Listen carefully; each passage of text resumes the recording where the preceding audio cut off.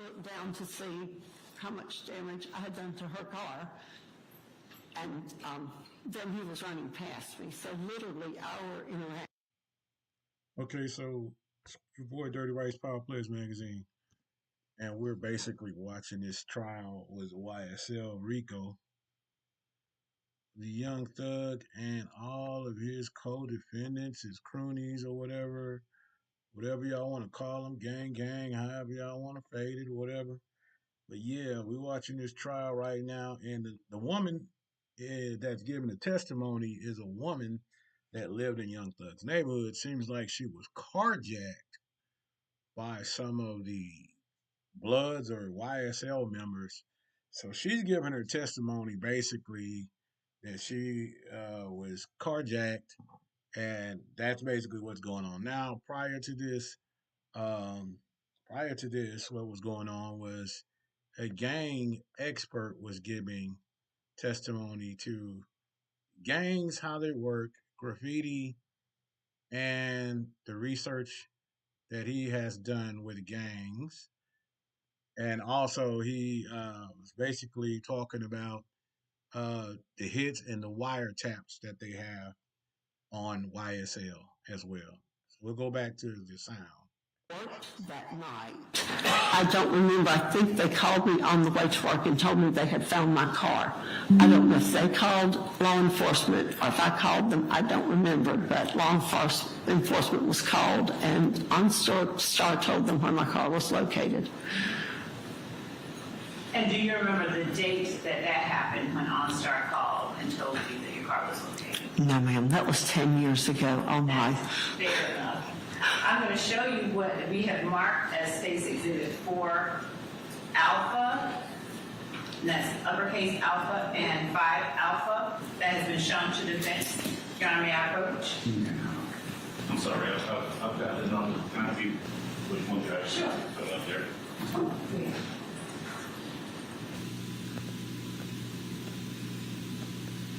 All right, that's fine. I have no objection. Okay.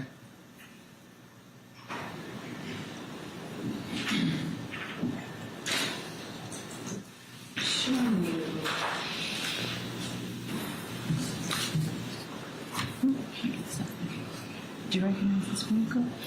Yes, that is my daughter's vehicle. Man, this is crazy.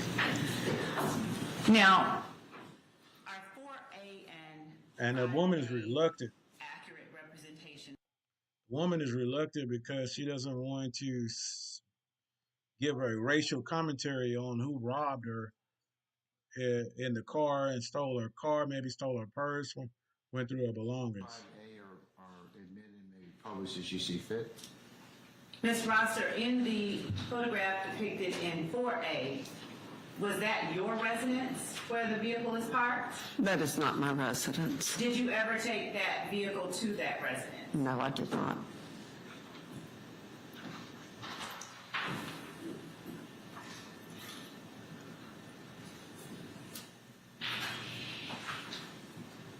When you were speaking with police, when you initially made your report to the police, do you remember telling them that you slowed down because of the weather or the roads being slippery and noticed headlights in your rear view? I don't remember that, but if the road was slippery, I would have slowed down. This lady And probably would showing scared you y'all. the narrative from the report that I just showed you, would it refresh your memory as to that? I actually had read that when you handed it to me earlier, and I did not remember, but obviously I did tell them that. She's probably very fearful at the moment because she's dealing with a gang. The gang, as she's saying, basically the YSL was a gang. They took her car, they robbed her. So she's being brave to go take that stand. I actually can still remember him because he looked like any average young man. I mean, he didn't look like a football player. He was, oh my goodness. Just, like I said, probably he was at least 5'7", shorter than me. not thin build, just an average build. And do you recall saying that he was about 130? Was that your words or was that the opposite? That would be about right for his weight, for his size, as well as I remember him. That would be about right. Hey, Do y'all, you she a recall how civilian, much money so it it's was not that was in snitching. your purse at the time? It ain't snitching. I know it was over $1,000 or more, and then I had checks because I do own a fitness center. Some of my members of my gym had written me checks for their gym memberships, so I had checks from other people in my purse. Do you recall telling the police it was about $2,000? Objection to the leading. If I show you the report, I sustain the objection. would it refresh your memory as to about how much you said? That would be about right. Okay.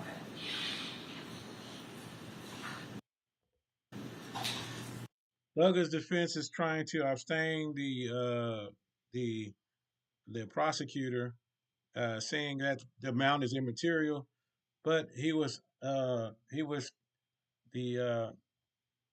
judge went with the plaintiff or the prosecutor, I'm sorry, to say, yes, we will abstain that objection, meaning go ahead and say what you have to say, since they the prosecutor has this witness on the stand from this car jacking.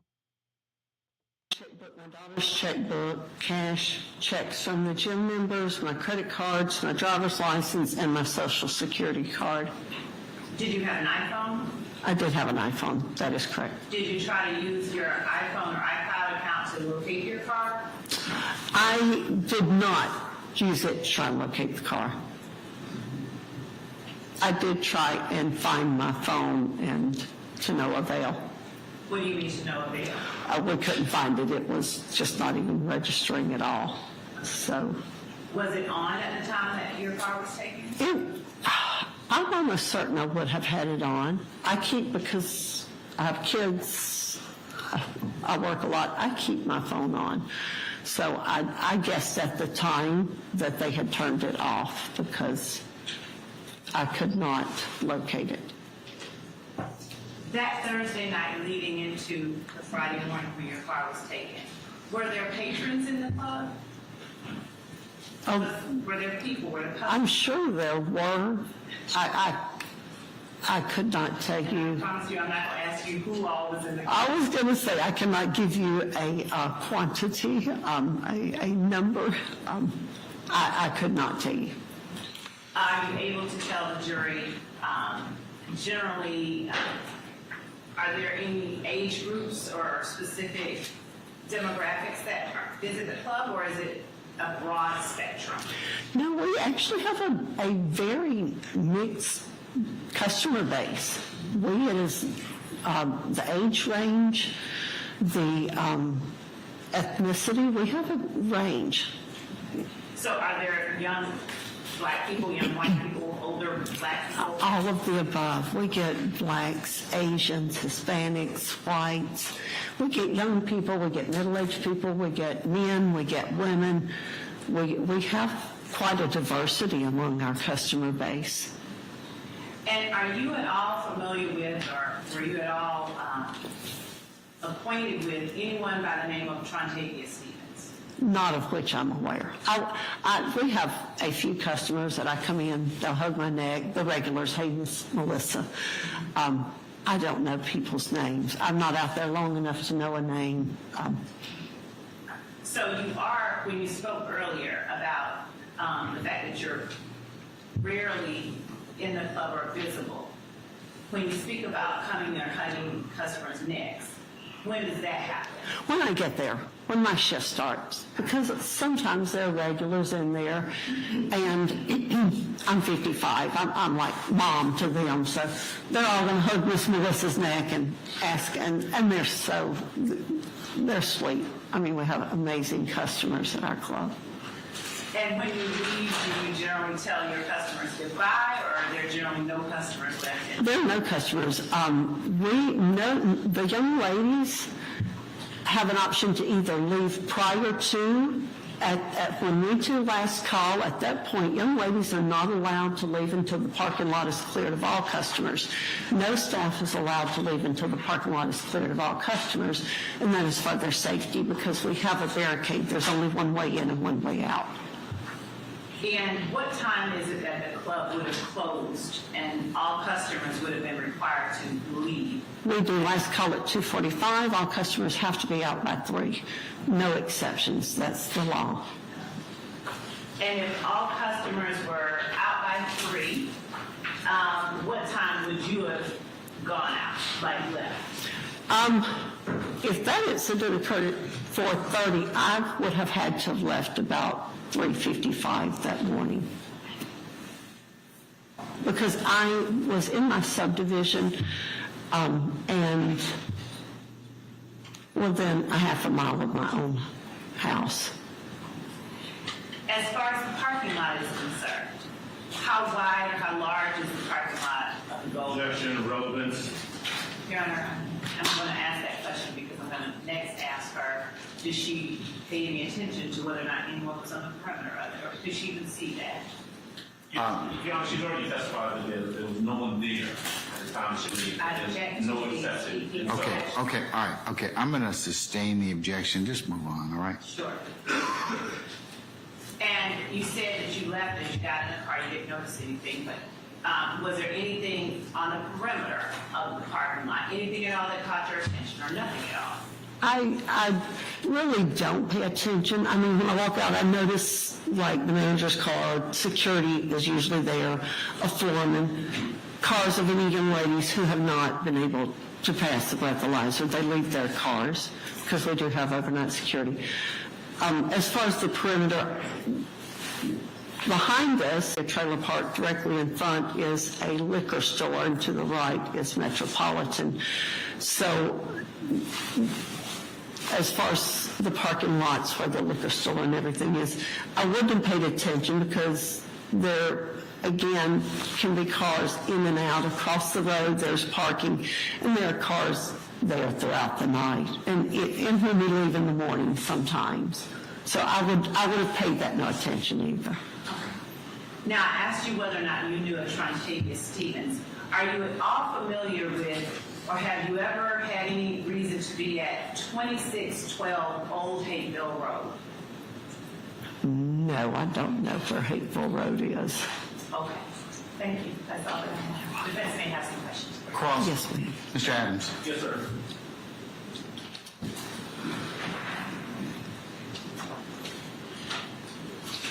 Ross, good morning, ma'am. Good morning, how are You you? okay?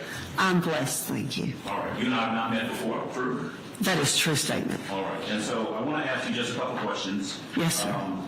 And I know that this case we've been discussing, the incident which you happened back in 2013, right? That is correct.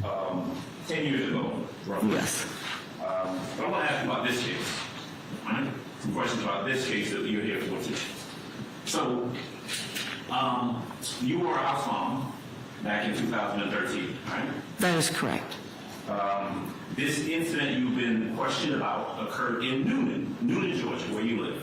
That is correct. That location is about a half an hour or so away, maybe a little bit more, from where you were. That is correct. When you left the club that night and you went to Noonan, you drove to Noonan, you did not notice anyone following you, anything like that. No, sir. One of the things you testified to a little while ago, correct me if I'm wrong, and if I say anything wrong, please correct me, all right? You said that the customers are gone by the time you leave the location. That is correct. They're cleared out. I think your words were no exception, right? That is correct, yes, sir. So when in talking to the officers later on in regards to that incident, nothing to suggest that there was you didn't see anyone following you when you left the club, right? I would not have been aware of anyone, no, sir. All right. In fact, the first time that you noticed anything, according to the police report that Madam Prosecutor showed you a little while ago, was when you were actually in Noonan, close to your home, correct? Correct. You saw lights in your rear view, and you actually, you kind of caught your attention because you thought, hey, I'm driving slow, and you thought the person behind you, the lights coming up on you, might be kind of irritated that you were driving slow. You remember telling the police that? I really do not even remember that part of it, Okay. and I apologize. But if I told him that, then I'm certain, and that does sound like something I would say. Okay, and listen, no need to apologize. We're just asking what you remember, to try and get a sense of what's relevant. Objection, Your Honor, as to relevance. I sustain the objection. Thank you. All right, rephrase, sir. Oh, yes, sir. All right, so back to the facts of what happened. Someone hit you from the back. Yes, sir. You get out of the car. Yes. You see a young man, kind of nondescript looking young man, right? Correct. 5'7"-ish, Yes, sir. 130-ish pounds, a small guy. Yes, sir. Maybe a little smaller than me. Probably a little smaller. Yes, sir. Give me 5'8". I didn't want to hurt you. I'm trying not to step on your toes on that one. Okay. And I appreciate that too. But this kid gets out of the car. Yes, sir. And he said something to you on the effects of you said hello, and he said yes ma'am, or something like that. All right? He greeted me. I don't remember if he said hello, ma'am, or how are you. He greeted me. I greeted him. He greeted me in return. You're in the back looking at your car. And he, in the meantime, goes around, jumps in your car, and takes off. He circles up on the curb, and yes, sir, he turns around and takes off back out the direction in which we had come in. You don't know where that kid in the car he was in came from, right? Oh, correct. No. I mean, this is Newman, so, whether, this kid came from Newman or from wherever, you don't know. The only thing you know is that this happened about 35 or 40 minutes away from where you work in Atlanta, right? That is correct. Yes, sir. You didn't recognize this kid coming out of the car, did you? No, sir. Okay. You cannot say, hey, look, I saw him before. That face looks familiar. Not at all. No. Okay. Your car is gone at that point, and you ultimately end up talking to the police. True? True. Okay. You speak to the police, and you told them what happened. You told them about the car having OnStar, and about 6 days later is when you're notified, whether by the police or someone, that the car had been recovered or found. True? True. Okay. You don't know, right? I mean, frankly, what happened to the car in that 6-day period of time, right? That is correct. No, sir, I do not. You have no way of knowing. You can't testify that it went through 1 pair of hands, 5 pair of hands, 6 people went to however many different cities. We just don't know, right? That's true. Yes, sir. All we know is that at some point the car was found somewhere in Atlanta, right? Correct. Okay.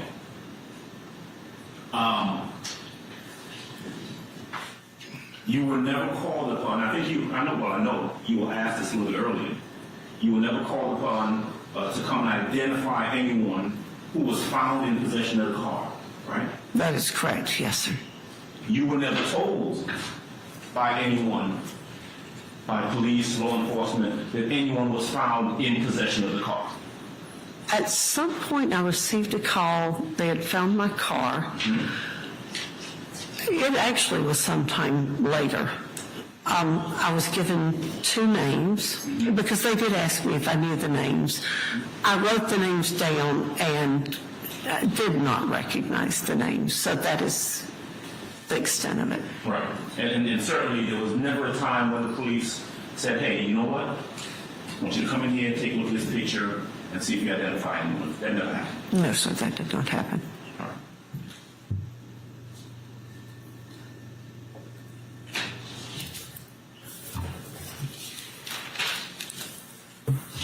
One of the things that you were asked about a little bit earlier, I only got a couple more questions for you because just a few more questions. Friday is when this happened, like Thursday going into Friday, right? Right. And what I heard you say earlier is that that day was like any other day, correct? Oh, yes, sir. It was kind of slow. Didn't appear to be anything unusual going on in the club. Right. When you are there at work, think your words were, I'm not that visible. You're kind of in the back. You're not really out there mingling with folks. Folks don't really see you, right? No, they do not. That is correct.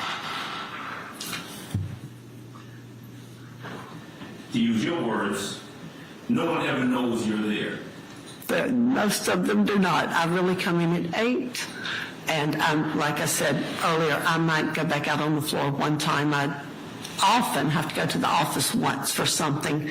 Shortly after getting there, I can't give you a time frame, within an hour after getting there probably. But after that, I do not go back out on the floor, no, sir. Okay. And there was nothing, in this case, on this particular day, go to work, you're there, right? Yes, sir. Nothing really happens. Nothing out of the ordinary, right? Correct. You don't see anyone looking at you. Oh, no, sir. You don't see anyone walking out or walking around the perimeter of this location when you're leaving, because everyone's gone, right? That is correct. You get in your car, and something happens down in Noonan, Georgia. That is correct. All right. And that's it. Yes, sir. Oh, yeah. Thank you, ma'am. Any redirect, madam? I don't know if any other. Oh, I'm sorry. Any other examination? Ms. Sharp? No, Your Honor. All right, Ms. D. Williams? No, Your Honor. Mr. Matthews? No questions, Your Honor. All right, Mr. Weinstein? No, Your Honor. Just one, Mr. Swan. No, Your Honor. Ms. Westmoreland? All right. I think that's it then. Okay, all I right. have a brief regret. Ms. Prosser, just a couple of questions following up from Mr. Adams. Mr. Adams mentioned where you worked in Atlanta, and I neglected to ask you when you said 2608 Metropolitan Parkway. That is in Atlanta in Fulton County. Is that right? Yes, yes, ma'am. That is the address to the Gold Rush.